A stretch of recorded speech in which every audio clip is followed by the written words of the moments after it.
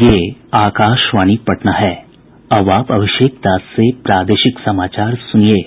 पहले मुख्य समाचार। प्रधानमंत्री नरेंद्र मोदी ने डिजिटल माध्यम से प्रधानमंत्री मत्स्य संपदा योजना का शुभारंभ किया। ई गोपाला ऐप का भी किया लोकार्पण। प्रधानमंत्री ने बिहार के 10 जिलों में मत्स्य पालन और पशुपालन से संबंधित 294 करोड़ रुपए की योजनाओं का उद्घाटन और शिलान्यास किया। राजद के वरिष्ठ नेता और पूर्व केंद्रीय मंत्री रघुवंश प्रसाद सिंह ने पार्टी की प्राथमिक सदस्यता से इस्तीफा दिया। और कोरोना के 1543 नये मामलों के साथ ही राज्य में संक्रमितों की कुल संख्या 1,53,735 हुई। अब समाचार विस्तार से। प्रधानमंत्री नरेंद्र मोदी ने आज डिजिटल माध्यम से प्रधानमंत्री मत्स्य संपदा योजना का उद्घाटन किया।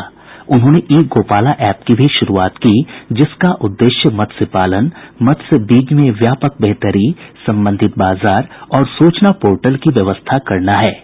इस ऐप को किसान सीधे तौर पर इस्तेमाल कर सकते हैं। इस अवसर पर प्रधानमंत्री ने बिहार के 10 जिलों में मत्स्य पालन और पशुपालन क्षेत्रों से संबंधित 294 करोड़ रुपए की योजनाओं का शिलान्यास और शुभारंभ किया। प्रधानमंत्री मत्स्य संपदा योजना एक ऐसा अग्रणी कार्यक्रम है जिसमें मत्स्य पालन क्षेत्र के सतत विकास पर अधिक ध्यान दिया गया है। इस योजना पर 20,000 करोड़ रुपए से अधिक की राशि निवेश की जाएगी। अब तक मत्स्य पालन क्षेत्र में निवेश की जाने वाली ये सबसे बड़ी राशि है। इसका उद्देश्य वर्ष 2024-25 तक अतिरिक्त 70 लाख टन मछली उत्पादन बढ़ाना है। अपने संबोधन में प्रधानमंत्री ने कहा कि इन सभी योजनाओं के शुरू करने का उद्देश्य 21वीं शताब्दी के भारत के सभी गांवों को आत्मनिर्भर और अर्थव्यवस्था का मजबूत आधार बनाना है। जितनी भी ये योजनाएं शुरू हुई है, उनके पीछे की सोच ही यही है कि हमारे गांव 21वीं सदी के भारत आत्मनिर्भर भारत की ताकत बने, ऊर्जा बने। कोशिश ये है कि अब इस सदी में ब्लू रिवॉल्यूशन यानी मछली पालन से जुड़े काम, व्हाइट रिवॉल्यूशन यानी डेयरी से जुड़े काम, स्वीट रिवॉल्यूशन यानी शहद उत्पादन से जुड़े काम हमारे गांवों को और समृद्ध और सशक्त करें। श्री मोदी ने कहा कि आज प्रधानमंत्री मत्स्य संपदा योजना देश के 21 राज्यों में शुरू की जा रही है। उन्होंने कहा कि अगले 5 वर्षों में इन योजनाओं पर 20,000 करोड़ रुपए से अधिक खर्च किए जाएंगे। इसी के तहत ही बिहार के पटना, पूर्णिया, सीतामढ़ी, मधेपुरा, किशनगंज और समस्तीपुर में अनेक सुविधाओं का लोकार्पण और शिलान्यास किया गया है। इससे मछली उत्पादकों को नया इंफ्रास्ट्रक्चर मिलेगा, आधुनिक उपकरण मिलेंगे, नया मार्केट भी मिलेगा। प्रधानमंत्री ने कहा कि इन सुविधाओं के माध्यम से मत्स्य उत्पादन के क्षेत्र को नए आधार, आधुनिक साजो सामान और नए बाजार मिलेंगे। उन्होंने कहा कि देश के सभी भागों में मछली के व्यापार को ध्यान में रखते हुए पहली बार इस तरह की एक बड़ी योजना तैयार की गई है। मछली से जुड़े व्यापार कारोबार को देखने के लिए अब अलग से मंत्रालय भी बनाया गया है। इससे भी हमारे मछुआरे साथियों को, मछली के पालन और व्यापार से जुड़े साथियों को सुविधा हो रही है। लक्ष्य ये भी है कि आने वाले 3-4 साल में मछली निर्यात को 2 गुना किया जाए। इससे सिर्फ फिशरीज सेक्टर में ही रोजगार के लाखों नए अवसर पैदा होंगे। श्री मोदी ने कहा कि प्रधानमंत्री किसान सम्मान निधि योजना के अंतर्गत राशि सीधे तौर पर देश के 10 करोड़ से अधिक किसानों के बैंक खातों में जमा करा दी जाएगी। इनमें से लगभग 75 लाख किसान बिहार के हैं। उन्होंने कहा कि अब तक बिहार के किसानों के बैंक खातों में लगभग 6,000 करोड़ रुपए जमा कराए जा चुके हैं। प्रधानमंत्री ने कहा कि बिहार में स्थानीय उत्पादों को जितना बढ़ावा मिलेगा, आत्मनिर्भर भारत अभियान को उतनी ही ताकत मिलेगी और बिहार उतना ही आत्मनिर्भर बनेगा। जय किसान, जय विज्ञान और जय अनुसंधान, इन तीनों की ताकत जब एकजुट होकर काम करेगी, तब देश के ग्रामीण जीवन में बहुत बड़े बदलाव होने तय हैं। बिहार में तो इसके लिए बहुत संभावनाएं हैं। यहाँ के फल, चाहे वो लीची हो, जर्दालू आम हो, आंवला हो, मखाना हो या फिर मधुबनी पेंटिंग्स हो, ऐसे अनेक प्रोडक्ट बिहार के जिले जिले में है, हर एक जिले की अपनी पहचान है। हमें इन लोकल प्रोडक्ट्स के लिए और ज्यादा वोकल होना है। समारोह को संबोधित करते हुए मुख्यमंत्री नीतीश कुमार ने कहा कि कृषि प्रधान राज्य होने के नाते बिहार कृषि रोड मैप के आधार पर खेती को बढ़ावा दे रहा है। साथ ही किसानों को पशुपालन, मछली पालन और दुग्ध उत्पादन के लिए भी प्रेरित किया जा रहा है, जिससे राज्य अब इन क्षेत्रों में भी आत्मनिर्भरता की ओर बढ़ चुका है। अंडा का औसत उत्पादन 7-8 में 106 करोड़ प्रति वर्ष से बढ़कर के 274 करोड़ प्रति वर्ष हो गया और मांस के उत्पादन में भी वृद्धि हुई है। 1.8 लाख मीट्रिक टन था जो बढ़कर के 3.83 लाख मीट्रिक टन हो गया है। अब मात्र 65,000 मीट्रिक टन मछली अब बाहर से आता है, बाकी समूचा सब कुछ यहाँ पर काम शुरू हो गया है। समारोह को केंद्रीय पशुपालन और मत्स्य संसाधन मंत्री गिरिराज सिंह और उप मुख्यमंत्री सुशील कुमार मोदी ने भी संबोधित किया। इस अवसर पर प्रधानमंत्री के साथ बातचीत में मधेपुरा के मछली उत्पादक ज्योति मंडल ने कहा कि केंद्र सरकार की योजनाओं के कारण उनकी आमदनी में 5 से 10 गुना तक बढ़ोतरी हुई है। आप लोगों के आने के बाद से सर, राजपाट आने के बाद से बहुत अच्छी स्थिति आ रही है। अभी मछली पालन में 5 गुना वृद्धि हो रही है किसानों की आमदनी में सर। पहले 10 से 20 हजार एक एकड़ में कमाई होता था सर। आज की डेट में कम से कम किसान 1 एकड़ वाटर एरिया से 1 लाख से 10 लाख 20 लाख तक कमा सकता है। प्रधानमंत्री ने दुग्ध उत्पादन से जुड़ी पूर्णिया की मोनिका हांसदा और बेगूसराय के पशुपालक ब्रजेश कुमार के साथ भी संवाद किया। आकाशवाणी से बातचीत में ब्रजेश कुमार ने कहा कि उन्हें इस बात की खुशी है कि प्रधानमंत्री किसानों, पशुपालकों और मछली पालकों को देश की अर्थव्यवस्था से जोड़ने की पहल कर रहे हैं। जहाँ पर कृषि और पशुपालन करने वाले लोगों को अपेक्षित समझा जाता है, जिन्हें मान सम्मान एक भी कड़ी हासिल नहीं हो पाती है, वैसे देश के सबसे अंतिम व्यक्ति से माननीय प्रधानमंत्री ने बात किया और उन्होंने हमारे कार्यों की सराहना की। उसके लिए मैं उनको बहुत बहुत धन्यवाद।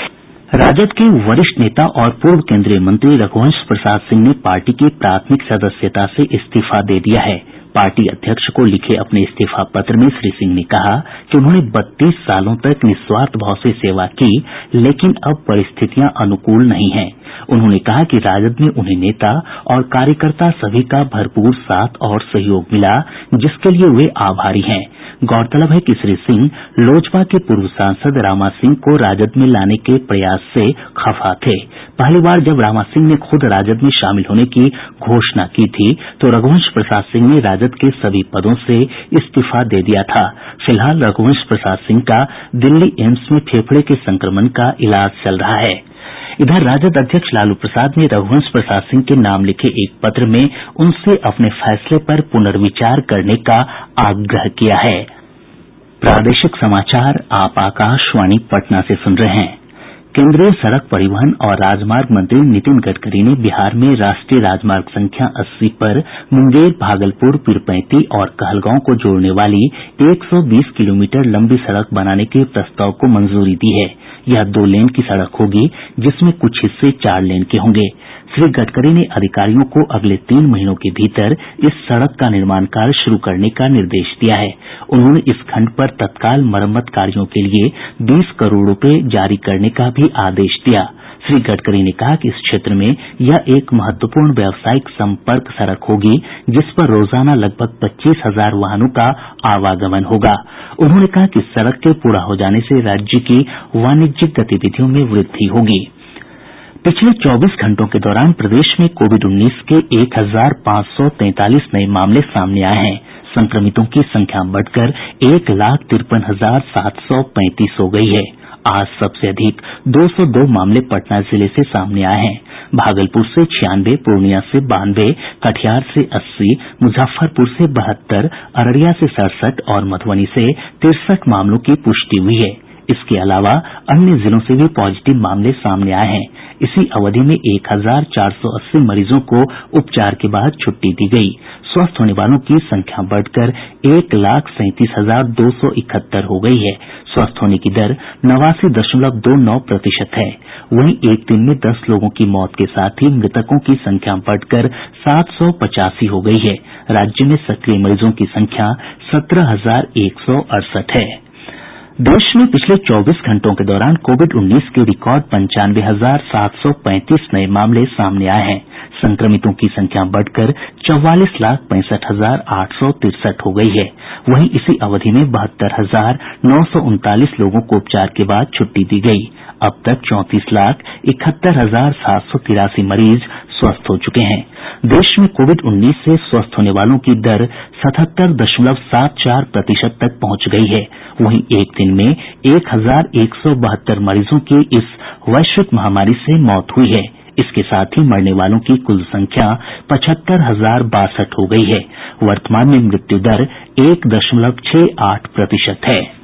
नई दिल्ली के सीताराम भरतिया विज्ञान और अनुसंधान संस्थान के डॉक्टर अमरचंद बजाज ने कोरोना वायरस को फैलने से रोकने के लिए लोगों को साफ सफाई रखने की सलाह दी है।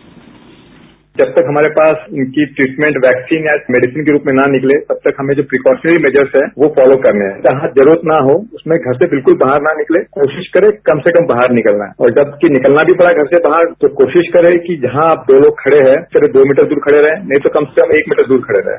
केंद्रीय स्वास्थ्य मंत्रालय ने राज्यों और केंद्र शासित प्रदेशों से आग्रह किया है कि वे रैपिड एंटीजन टेस्ट में नेगेटिव पाए जाने वाले कोरोना लक्षण वाले सभी मामलों की अनिवार्य रूप से आरटी-पीसीआर के जरिए फिर से जांच करें। मंत्रालय ने पाया है कि कुछ बड़े राज्यों में कोरोना के लक्षण वाले मरीजों को रैपिड एंटीजन टेस्ट में नेगेटिव पाए जाने के बावजूद उनकी आरटी-पीसीआर जांच नहीं की जा रही है। दरभंगा जिले के शहरी क्षेत्र के 13 दुकानों को कोविड-19 के तहत जारी आदेश का पालन नहीं करने के कारण सील कर दिया गया है। वरीय पुलिस अधीक्षक बाबूराम ने बताया कि इन प्रतिष्ठानों में काम कर रहे लोग न तो मास्क का उपयोग कर रहे थे और न ही सोशल डिस्टेंसिंग का ही पालन हो रहा था। शेखपुरा जिला पुलिस की साइबर सेल ने कुख्यात कोड़ा गिरोह के 3 सदस्यों को गिरफ्तार किया है। कटिहार जिले के पोठिया पुलिस चौकी क्षेत्र के कुसियारी गांव में अज्ञात अपराधियों ने एक मवेशी व्यापारी की पीट कर हत्या कर दी।